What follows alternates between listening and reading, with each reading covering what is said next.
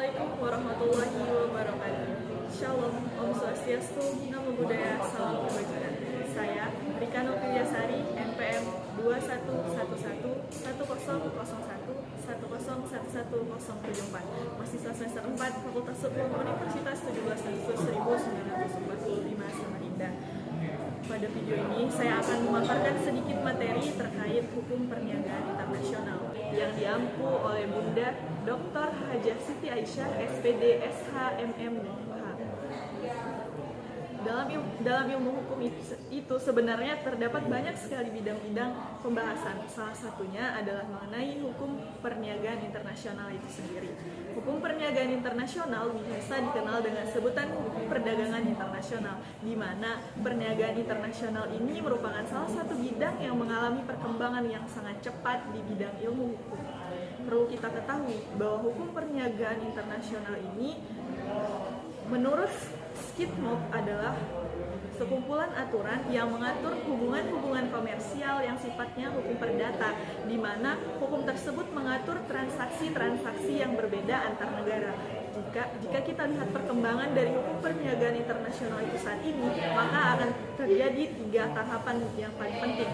Tahapan pertama adalah di mana bidang ini lahir dari praktek-praktek perdagangan. Juga hukum ini diciptakan oleh para pedagang yang dikenal dengan istilah law of merchants. Masa di mana lahirnya hukum perniagaan internasional dan lahirnya organisasi internasional yang membidangi perniagaan internasional. Di dalam hukum ini juga terdapat prinsip-prinsip dasar yang mengatur jalannya perniagaan internasional. Setidaknya ada 4. Yang pertama adalah kebebasan berkontrak, fakta sunt serpenda, penyelesaian konflik melalui arbitrase, dan kebebasan berkomunikasi. Perlu diketahui bahwa dalam mempelajari ilmu ini kita memerlukan ilmu bantu lainnya loh. Contohnya dalam proses pembayaran dalam hukum perniagaan internasional akan sangat berkaitan dengan disiplin ilmu keuangan dan juga disiplin ilmu perbankan. Juga perlu diingat bahwa dalam hukum perniagaan internasional terdapat subjek hukum. Dalam hukum perdagangan internasional ini subjek hukumnya adalah negara, organisasi internasional, individu, dan bank. Nah, bagi Indonesia, hukum perniagaan internasional ini sangatlah penting teman-teman, terutama dari segi ekspor dan impor. Dikarenakan di dalam proses ekspor dan impor, Indonesia mendapatkan suatu keuntungan, yakni Indonesia dapat memenuhi kebutuhan-kebutuhan dari masyarakatnya. Sedangkan bagi negara asal akan mendapatkan keuntungan pendapatan devisa dari perdagangan yang dilakukan tersebut. Oleh sebab itu, Indonesia sebagai sebuah negara harus menganggap penting tentang hukum perniagaan atau perdagangan internasional ini, di mana hal ini bertujuan untuk setiap negara dapat memanfaatkan sumber dayanya dengan baik, sehingga negara tidak kehilangan sumber daya tersebut. Dengan begitu, setiap warga negara yang ada di dunia, khususnya yang ada di negara Indonesia, dapat menikmati standar hidup yang layak.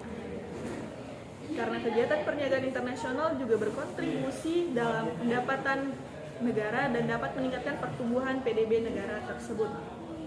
Dikarenakan dari hal-hal di atas, maka Indonesia sebagai kekuatan ekonomi terbesar di Asia Tenggara harus memainkan peran yang sangat besar dalam perdagangan atau perniagaan internasional. Selain itu juga, Indonesia harus mendapatkan manfaat dari perniagaan atau perdagangan internasional yang dilakukannya. Atau dapat saya simpulkan dengan memanfaatkan kegiatan ini, Indonesia dapat memanfaatkan dengan baik dampak positif dari hukum perniagaan internasional.